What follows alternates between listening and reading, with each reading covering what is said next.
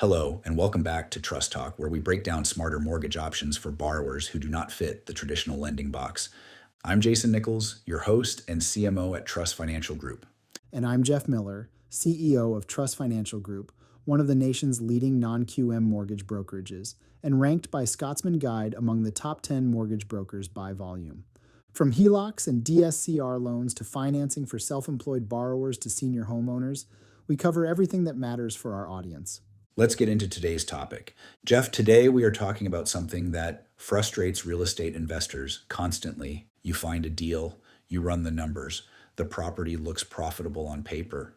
You go to get the DSCR loan, and the lender comes back and says, your DSCR does not qualify. And the investor is sitting there thinking, how is that possible? The rent covers the mortgage. I did the math. What went wrong? And the answer almost always comes down to one of a handful of specific reasons that most investors do not know about until it happens to them. Which is why this episode matters, because if you know what kills a DSCR calculation before you submit, you can structure the deal correctly from the start. Let's break it down. Jeff, let's start here because I think the root of the confusion is that investors calculate DSCR one way and lenders calculate it a completely different way. That is exactly the problem. An investor looks at a property and thinks rent is $2,500, mortgage payment is $2,000, I am cash flowing $500 a month. DSCR is fine. But the lender's calculation looks very different. Very different. Because the lender is not just looking at the mortgage payment. They are looking at what they call PITIA. Principal, interest, taxes, insurance, and association dues, if there are any. All of that combined is the denominator in their DSCR calculation. So the investor is comparing rent to just the mortgage payment, but the lender is comparing rent to the full housing expense. Right? And that gap can be significant. Let's say the mortgage payment is $2,000, but property taxes add another $400 a month and insurance adds $150. Now the total PITIA is $2,550 and the rent is $2,500. Suddenly you are below a 1.0 DSCR on a deal that looked perfectly fine when the investor ran the numbers. So the taxes and insurance alone flip the deal. It happens all the time, especially in states with high property taxes like Texas or New Jersey. The tax burden alone can take a deal from comfortably above 1.0 to below it without the investor realizing it.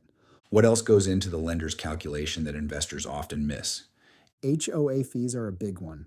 A lot of investors look at condos or planned communities and forget that the HOA dues go directly into the PITIA calculation. A $400 a month HOA fee on a property where the rent is already tight can completely sink the DSCR. And flood insurance. Flood insurance is another one. If the property is in a flood zone, the lender is going to require flood insurance on top of standard homeowners insurance. That adds to the monthly expense load and reduces the DSCR. Okay, so beyond the calculation differences, what else causes a DSCR loan to fail even when the deal looks good? The second most common reason is the rent figure being used. Investors sometimes use projected rents or verbal agreements with future tenants, but lenders want documented income. They want a signed lease agreement showing the actual rent being paid. And if there is no lease yet, they will typically use an appraisal-based market rent figure, which may come in lower than what the investor expected. So if you are buying a vacant property expecting to rent it at $2,800, but the appraiser says market rent is $2,400, the lender uses $2,400. And that $400 difference could be the margin between qualifying and not qualifying. It is not the investor's fault necessarily, but it is a reality of how the underwriting works. What about the rate itself? How does the loan rate affect the DSCR calculation? This is one that catches investors off guard. The rate the lender uses in the DSCR calculation is not always the note rate on the loan.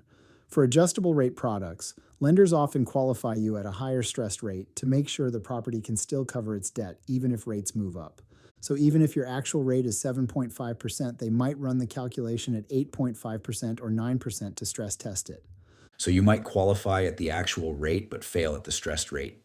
And you would never know that is why until the lender explains it, which is why working with someone who understands DSCR underwriting from the inside is so important. What else? Property type matters more than people realize. Single-family homes are the most straightforward. The moment you move into multi-unit properties, condos, rural properties, or short-term rental properties, the underwriting gets more nuanced. Some lenders will not count short-term rental income the same way they count long-term lease income. If you are running an Airbnb and expecting to qualify based on your short-term rental revenue, some lenders are going to push back on that. Because short-term rental income is less predictable. Less predictable and harder to document consistently. A long-term lease is clean. A short-term rental history requires more documentation and more explanation. Okay, so knowing all of this, how should an investor structure a deal upfront to make sure the DSCR actually works before they go through the whole process? The first thing is to run the numbers using PITIA, not just the mortgage payment.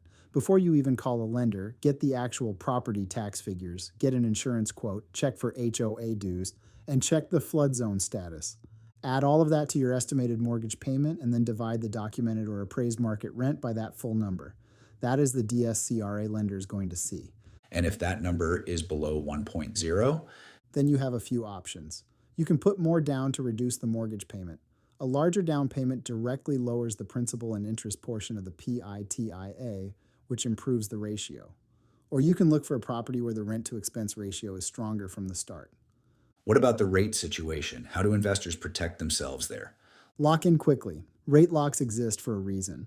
And if you are looking at an adjustable rate DSCR product, ask your lender exactly what rate they are going to use to qualify you, not the note rate, the qualification rate. Know that number before you go under contract on a property. And at Truss, how do we handle borderline DSCR situations? We look at the full picture. A deal that comes in at 0.95 DSCR is not automatically a no for us. We look at the market the property is in, the investor's track record, the quality of the asset, and whether the rents have room to grow. A sophisticated lender does not just run a formula, they evaluate the deal.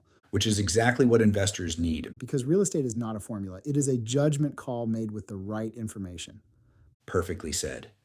If an investor is looking at a deal right now and they are trying to figure out whether it will pass DSCR underwriting, what is the single most important thing they should do first? Get the full PITIA number before you do anything else. Call the county assessor for the actual tax figure. Get an insurance quote. Check for HOA dues. Add it all up, then divide the documented market rent by that total. If that number is 1.0 or above, you have something worth pursuing. If it is below, figure out how much more down payment it would take to bring it to 1.0 and decide if the deal still makes sense at that number. And if they want to run that through with a lender who actually understands DSCR from the inside out. TrussFinancialGroup.com. We look at the full deal, not just the ratio. And checking your options will not affect your credit score at all. That is the move. Thanks for tuning in to the Truss Financial Podcast. If this saved you from a deal falling apart at the finish line, subscribe so you never miss an episode. We will see you on the next one.